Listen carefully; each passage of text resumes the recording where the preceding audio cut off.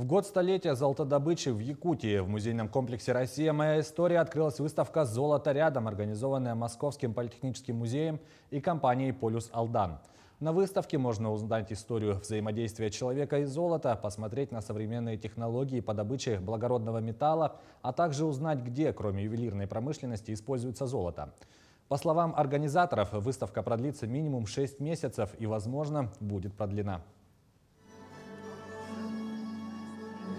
Советского Союза они работают. Конечно, мы знаем, что где-то там копают золото, но на самом деле за этим стоят конкретные люди, и очень важно, что этот процесс на самом деле он очень интересный, очень технологичный.